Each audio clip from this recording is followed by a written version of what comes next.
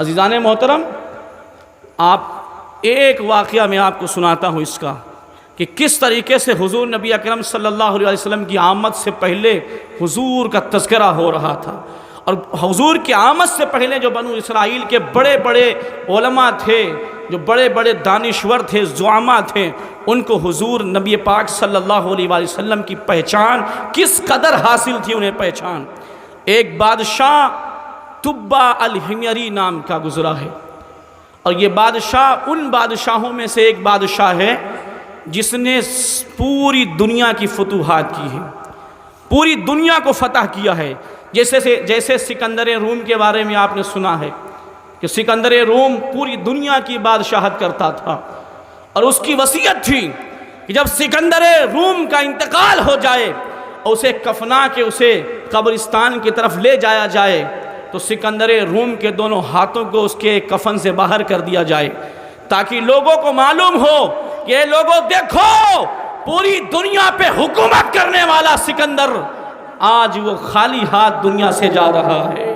خالی ہاتھ دنیا سے جا رہا ہے۔ عزیزان محترم، یہ بادشاہ تبع یہ ان 5 بادشاہوں میں سے ایک بادشاہ ہے جس نے پوری دنیا کا سفر کیا اور پوری دنیا کی فتوحات کرنے چلا تھا۔ اس کے لشکر میں 1,33,000 گھڑ سوار تھے، اتنا عظیم لشکر تھا اس کا۔ کتنے لوگ تھے؟ 1,33,000 گھڑ سوار تھے اس کے لشکر میں، اور 1,13,000 پیدل سپاہی اس کے ساتھ چل رہے تھے۔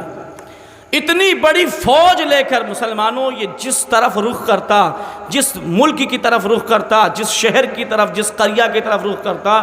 لوگ اس کے جاہو جلال کو دیکھ کر، اس کے لشکر کو دیکھ کر، اس کی طاقت و قوت کو دیکھ کر لوگ سرنڈر کر دیا کرتے تھے۔ کسی کے اندر اس سے ٹکر لینے کی جرت نہ ہوتی تھی، کسی کے اندر اس سے دشمنی اور اس سے لڑائی لڑنے کی، قتل و قتال کرنے کی کسی کے اندر ہمت نہ ہوتی تھی۔ اس کے لشکر، اتنا بڑا لشکر اس کے پاس تھا، اس کے لشکر کو دیکھ کر لوگ سرنڈر کر دیتے تھے۔ عزیزان محترم، اور اس بادشاہ کی ایک خصوصیت، ایک عادت تھی کہ جب یہ کوئی ملک فتح کرتا تھا تو اس ملک کے 10 بڑے بڑے عالموں کو اپنے مشیر کے طور پر انہیں اپنی جماعت میں شامل کر لیتا تھا۔ کوئی ملک فتح کرتا تو وہاں کے جو 10 چوٹی کے بڑے عالم ہوتے تھے، بڑے زعما ہوتے تھے، بڑے جانکار ہوتے تھے،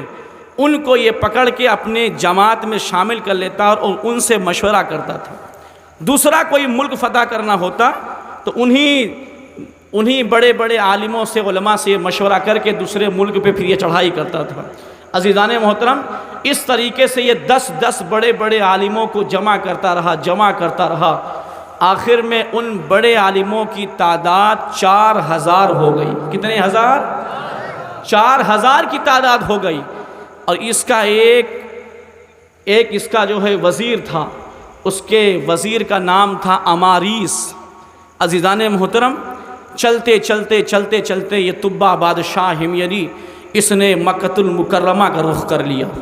مکۃ المکرمہ میں جب یہ آیا تو مکہ والے انہوں نے اس کو کوئی آہو بھگت نہیں کی، اس کی کوئی عزت نہیں کی، اس کا کوئی احترام نہیں کیا، اس کو گھاس تک نہیں ڈالا۔ تو اس نے اپنے وزیر اماریس سے کہا کہ اے میرے وزیر بتاؤ یہ کون لوگ ہیں؟ کیا ان کو میری طاقت و قوت کے بارے میں اندازہ نہیں ہے کہ میں کتنا طاقت و قوت والا ہوں؟ کیا ان کو میرے لشکر کے بارے میں معلوم نہیں ہے؟ آخر یہ کون لوگ ہیں کہ انہوں نے میری عزت نہیں کی، میرا احترام نہیں کیا؟ عزیزان محترم، اس کے وزیر نے کہا کہ آپ زیادہ غصہ نہ ہوئیے، آپ گھبرائیں نہیں، یہ قوم عرب کی قوم ہے، یہ بدو لوگ ہیں،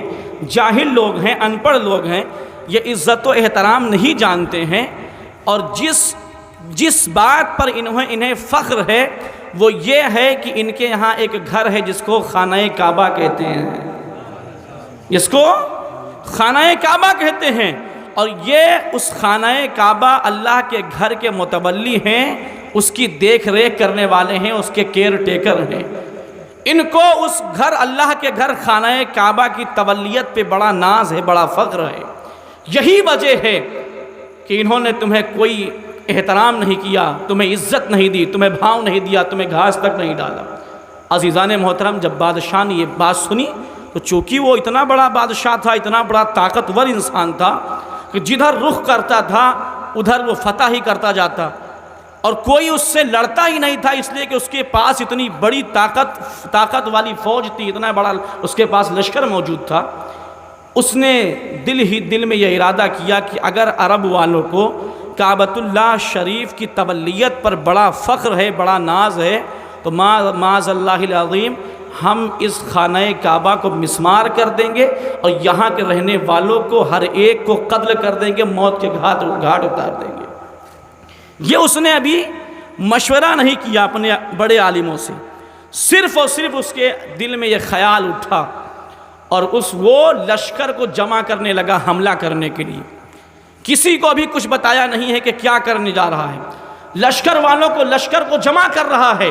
اور دل میں ایک ناپاک خواہش ہے، دل میں ایک ناپاک ارادہ لیے ہوئے ہے کہ خانہ کعبہ کو منہدم کر دے گا، خانہ کعبہ کو میں گرا دوں گا اور یہاں کے رہنے والوں کو میں قتل کر دوں گا، یہاں کے رہنے والوں کو موت کے گھاٹ اتار دوں گا۔ عزیزان محترم، اتنا ارادہ کیا تھا اپنے لشکر والوں کو، وہ لشکر کو تشکیل دے رہا تھا کہ اچانک اس کے سر میں ایک شدید قسم کا درد شروع ہوا، اور اس کے کانوں سے، اس کی آنکھ سے، اس کے منہ سے اور اس کے ناک سے پیپ کی مانند بدبودار پانی نکلنے لگا، جس کی بدبو اتنی زیادہ خطرناک تھی کہ سارے لوگ اس کو چھوڑ کے وہاں سے بھاگ گئے۔ اس کا وزیر اماریس جو اس کے ہمہ وقت رہتا تھا اس کے ساتھ، وہ اس کا وزیر اماریس بھی اسے چھوڑ کے چلا گیا۔ عزیزان محترم، بادشاہ تڑپ رہا ہے، بادشاہ درد کے مارے پریشان ہے، بادشاہ کو کوئی بات سجھائی نہیں دے رہی ہے۔ اطباء بلائے گئے، ڈاکٹر بلائے گئے، بڑے بڑے طبیبوں کو بلا لیا گیا۔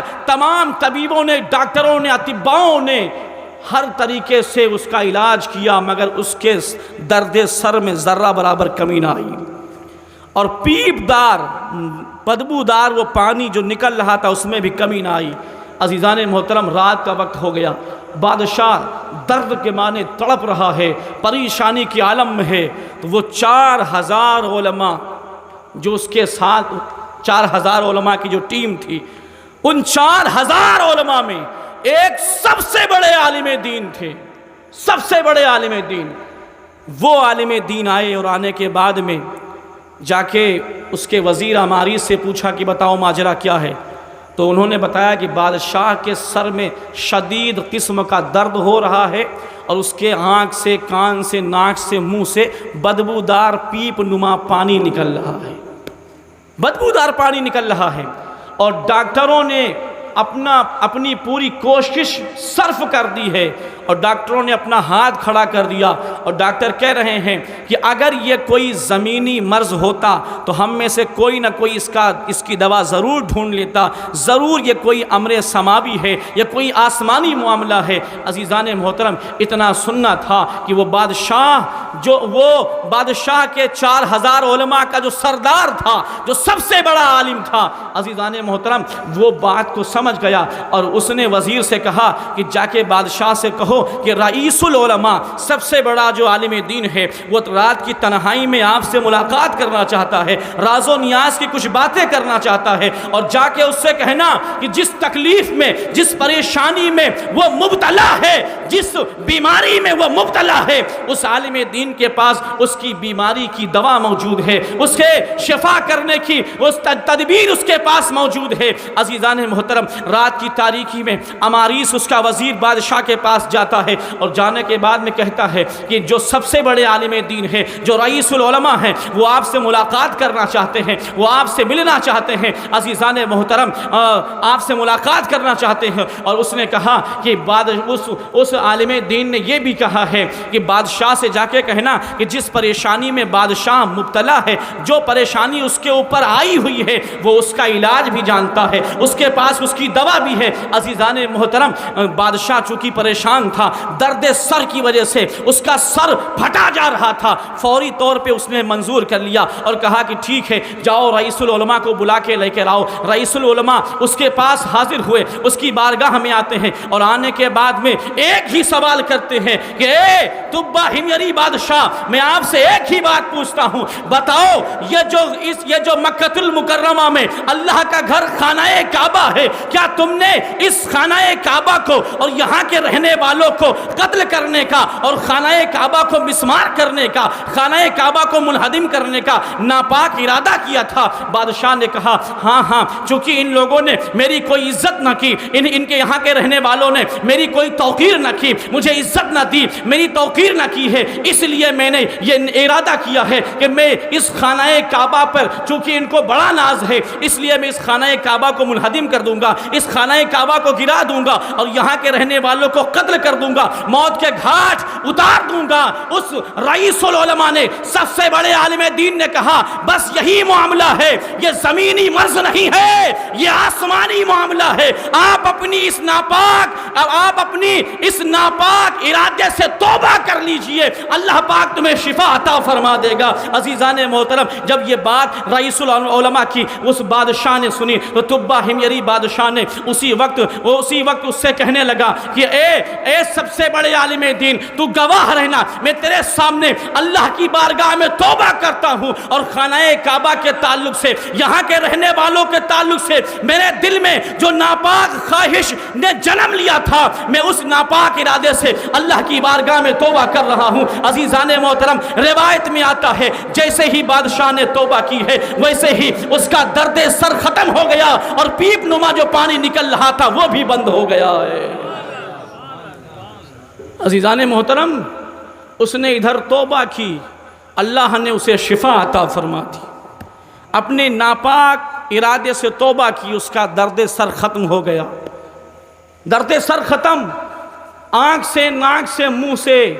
کان سے جو پیپ نما بدبودار پانی نکل رہا تھا وہ بھی بند ہو گیا۔ اب چونکہ اس بادشاہ کو مکہ المکرمہ میں تو چونکہ اب حملہ کرنا نہیں تھا،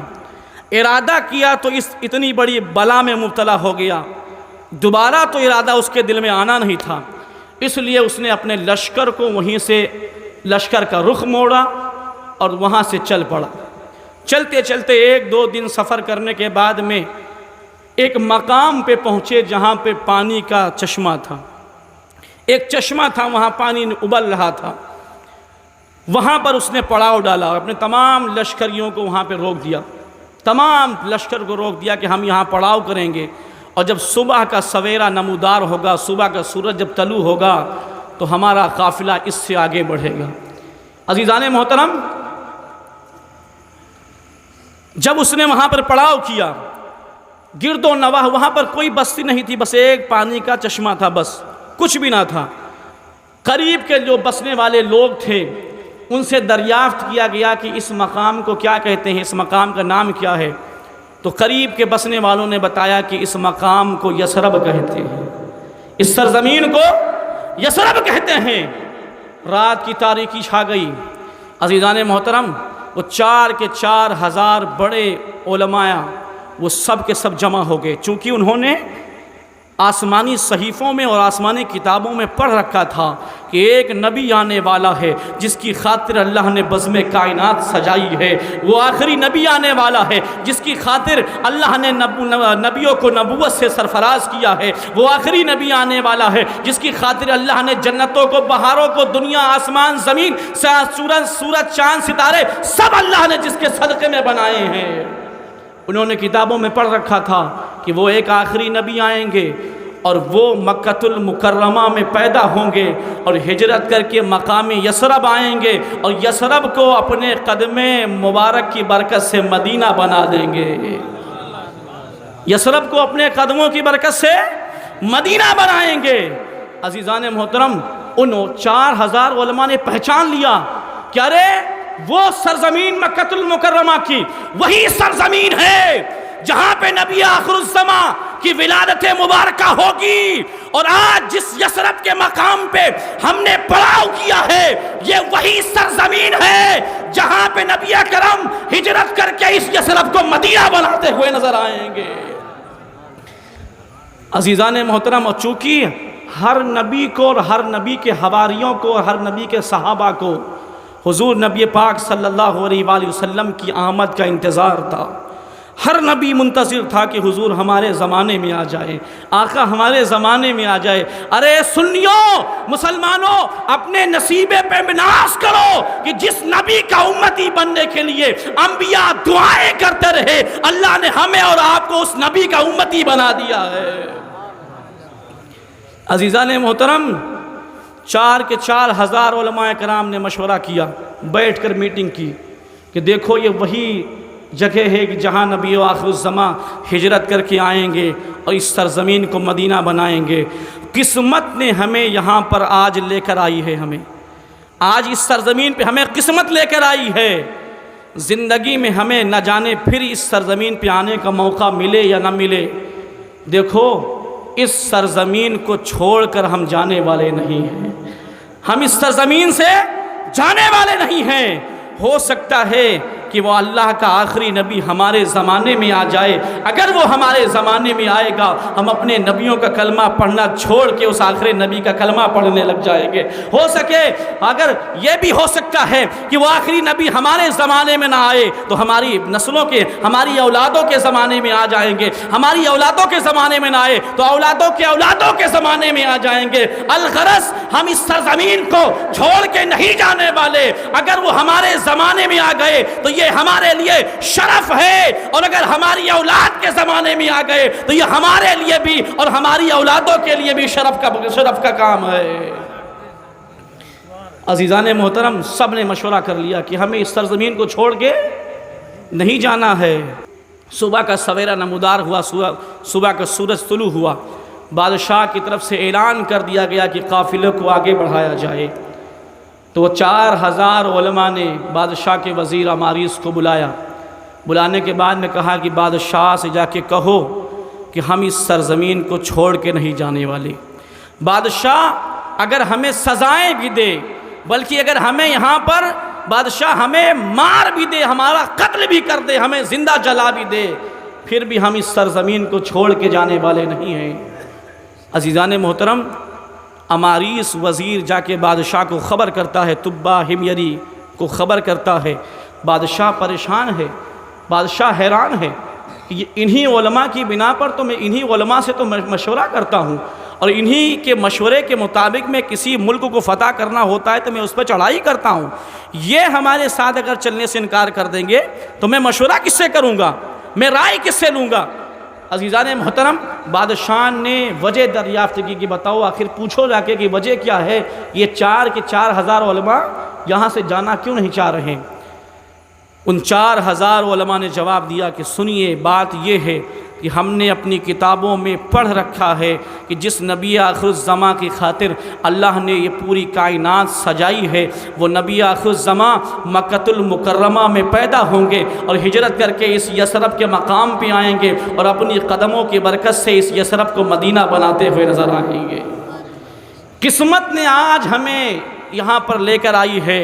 ہم اس سرزمین کو چھوڑنے والے نہیں ہیں، ہم اس موقع کو ضائع ہونے نہیں دیں گے۔ عزیزان محترم، جس بادشاہ نے یہ بات سنی تو بادشاہ نے اعلان کر دیا کہ اگر ایسی بات ہے کہ جس نبی کی خاطر اللہ نے یہ پوری بزم کائنات رچائی اور سجائی ہے، وہ نبی مکۃ المکرمہ میں پیدا ہوں گے اور ہجرت کر کے مدینہ طیبہ آئیں گے، اس سرزمین پہ آئیں گے اور ان کا مزار مبارک یہیں پر بنے گا، تو سنو،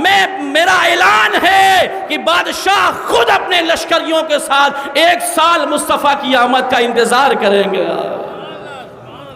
جس طریقے سے مسلمانوں ہم سارا سال اس ماہ مبارک کی آمد کا انتظار کرتے ہیں، بادشاہ نے کہا کہ اگر ایسی بات ہے تو ہم بھی یہاں پر رک کر 1 سال اس آخری نبی کی آمد کا انتظار کریں گے۔ روایتوں میں آتا ہے کہ حضور کے ولادت مبارکہ سے 1000 سال پہلے کا یہ واقعہ ہے، اور کسی روایتوں میں آیا ہے کہ 700 سال پہلے کا واقعہ ہے۔ اب چونکہ حضور نبی اکرم صلی اللہ علیہ وآلہ وسلم کو تو تشریف لانا تھا 1000 سال کے بعد، یا دوسری روایت کے مطابق 700 سال کے بعد تشریف لانا تھا۔ 1 سال جب گزر گئے تو گزر جانے کے بعد میں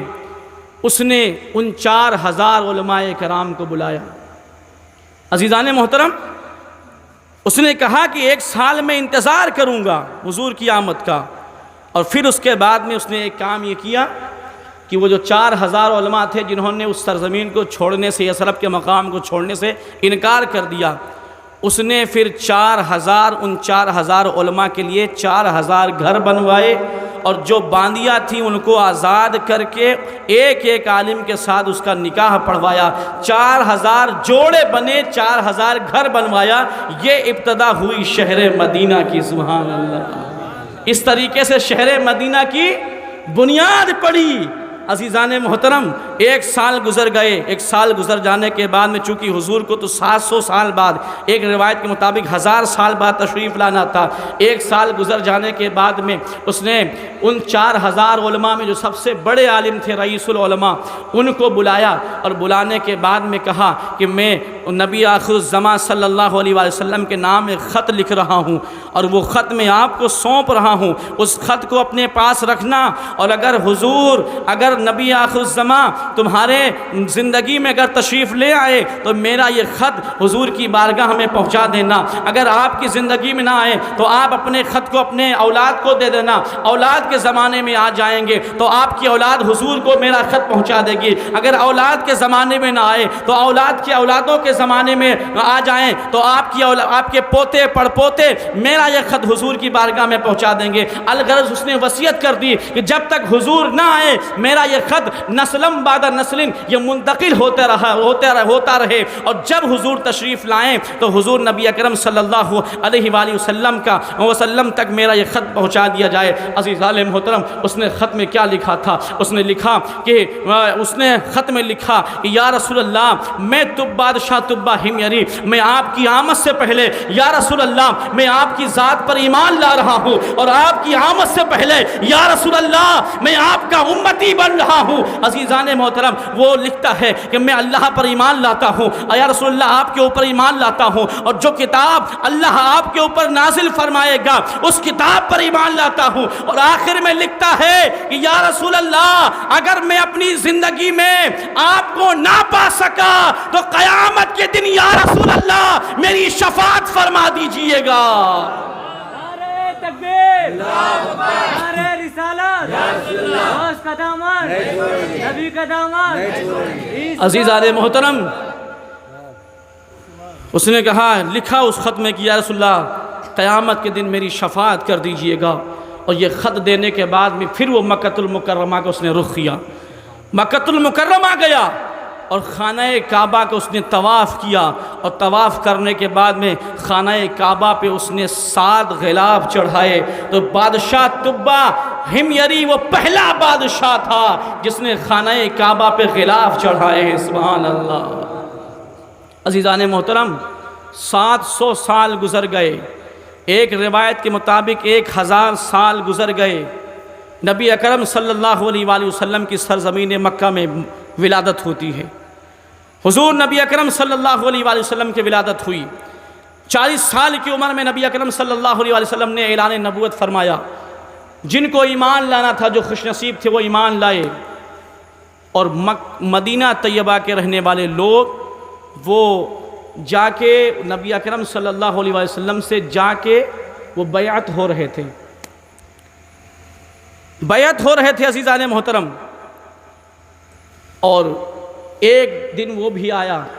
کہ رسول گرامی باوقار صلی اللہ علیہ وسلم کے لیے اللہ کا یہ حکم آیا کہ میرے محبوب، اب آپ اپنے اس جائے ولادت کو چھوڑ کے آپ مدینہ تشریف لے کر جائیں، اس مکۃ المکرمہ کو آپ ہجرت کر جائیں، چھوڑ دیں۔ عزیزان محترم، ادھر مدینہ طیبہ میں خبر ہو گئی کہ حضور مکۃ المکرمہ سے ہجرت کر کے مدینہ تشریف لا رہے ہیں۔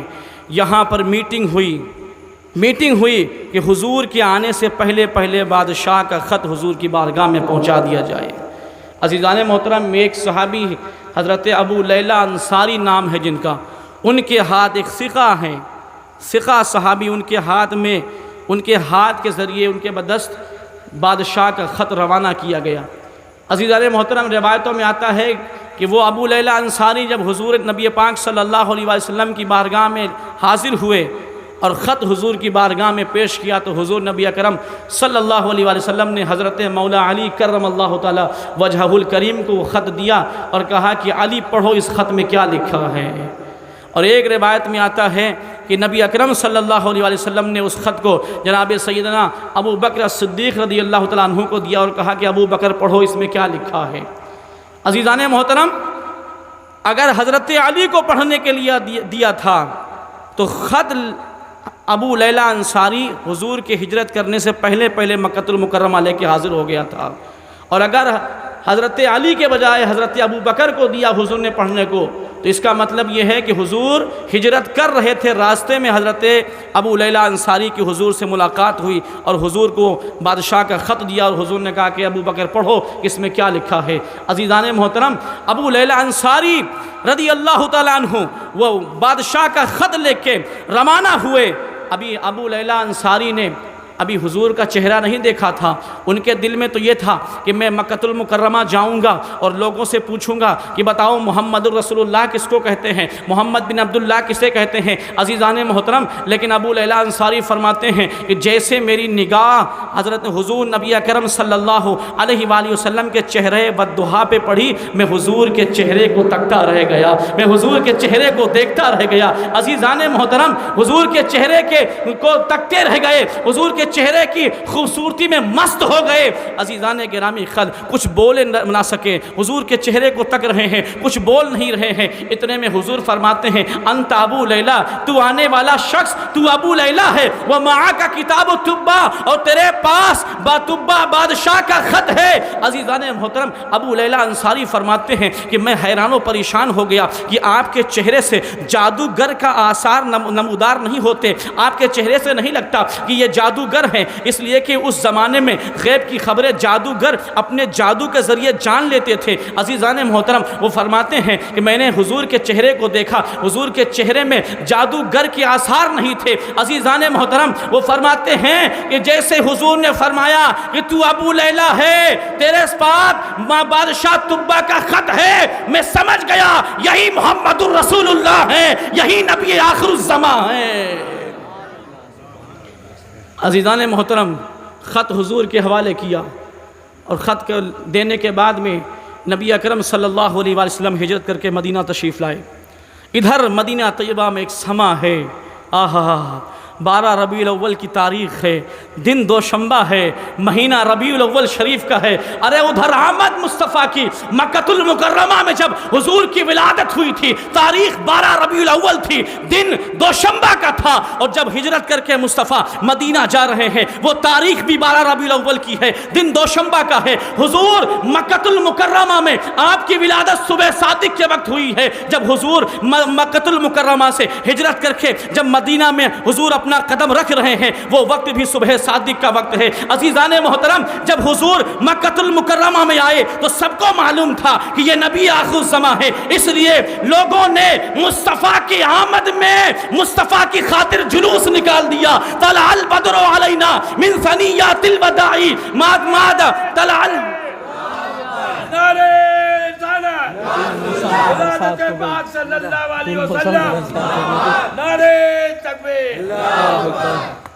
عزیزان محترم،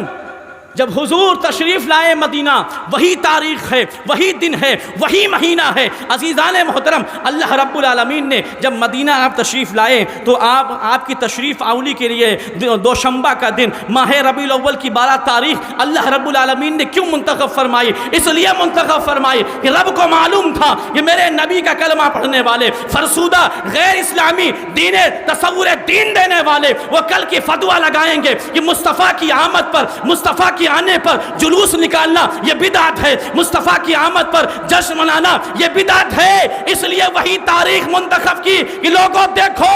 آمد مدینہ پہ جب حضور کی آمد ہوئی تھی اہل مدینہ نے مصطفیٰ کا جلوس نکالا تھا، مصطفیٰ کی آمد کے ڈنکے بجائے تھے، طلع البدر علینا من ثنیات الوداع کے نغمات گا رہے تھے۔ عزیزان محترم، یہ تاریخیں کیوں ٹکرائی ہیں؟ یہ بتانے کے لیے کہ لوگوں، मुस्तफ़ा की आमद है तो जुलूस निकालो, मुस्तफ़ा की आमद है तो मुस्तफ़ा के तराने गाओ, मुस्तफ़ा की आमद हो जाए तो आका की नाते पढ़ो, मुस्तफ़ा की आमद हो जाए तो तलअल बदरो अलैना मिन सनियातिल वदाई के नगमात गाते हुए नजर आओ। अज़ीज़ान मोहतरम, हर सू समा है, औरतें घरों के छत पे खड़ी हैं, बच्चियां घरों से बाहर निकल आई हैं, बच्चियां दफ बजा रही हैं, दफ बजा बजा के तलअल बदरो अलैना मिन सनियातिल वदाई के नगमात गा रही है। अज़ीज़ान मोहतरम, हर एक सहाबी मुंतज़िर है कि हुजूर मेरे घर तशरीफ़ फरमा हो जाएं, हुजूर मेरे घर मेहमान हो जाएं। अल्लाह के रसूल सल्लल्लाहु अलैहि वसल्लम ऊँटनी पे सवार हैं। हुजूर ने फरमाया कि यह ऊँटनी अल्लाह की तरफ से मामूर है, यह ऊँटनी जिसके घर के पास रुक जाएगी मैं उसी के घर में ठहरूंगा। अज़ीज़ान मोहतरम, मदीना की गलियों में ऊँटनी चल रही है, ऊँटनी चल रही है। किस्मत जाग गई हज़रत अबू अय्यूब अंसारी रदी अल्लाह तआला अन्हु की। हुज़ूर नबी अकरम सल्लल्लाहु अलैहि वसल्लम की ऊँटनी हज़रत अबू अय्यूब अंसारी रदी अल्लाह तआला अन्हु के मकाम पे जाके ठहरी। हुज़ूर हज़रत अबू अय्यूब अंसारी के मकाम पे तशरीफ़ फरमा हुए। हज़रत अबू साद अन्नैशापुरी फरमाते हैं,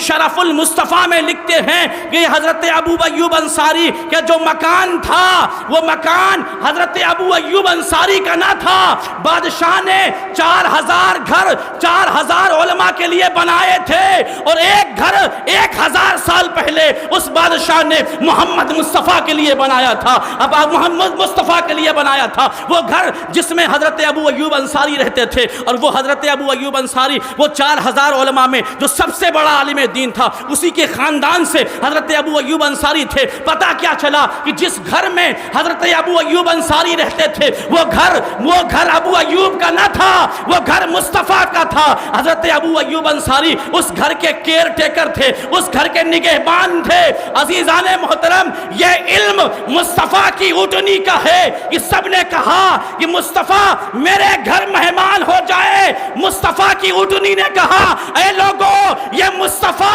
किसी का मेहमान नहीं है, यह मुस्तफ़ा मेज़बाने कायनात है। नारे तकबीर, नारे रिसालत, गुंबदे खज़रा, सुनहरी डाले, नारे तकबीर, नारे रिसालत। अज़ीज़ान मोहतरम, हज़रत अबू साद अन्नैशापुरी फरमाते हैं कि वो घर हकीकत में हज़रत अबू अय्यूब अंसारी का ना था, वो घर मुस्तफ़ा का घर था। ये आका की ऊँटनी का इल्म है। आज लोग मुस्तफ़ा जाने रहमत सल्लल्लाहु ताला अलैहि वसल्लम के इल्म गैब पे एतराज़ करते हैं। आला हज़रत अज़ीमुल बरकत ने फरमाया, और कोई गैब क्या तुमसे निहा हो भला, और कोई गैब क्या तुमसे निहा हो भला, जब ना खुदा ही छुपा तुम पे करोड़ों दुरूद, जब ना खुदा ही छुपा तुम पे करोड़ों दुरूद। अज़ीज़ान मोहतरम, ये मेरे नबी की शान है, ये मेरे नबी की ऊँटनी का इल्म का आलम है। अज़ीज़ान मोहतरम, जिस ऊँटनी पे मुस्तफ़ा सवार हो जाए उस ऊँटनी के इल्म का ये आलम है। मुस्तफ़ा के इल्म का आलम क्या होगा।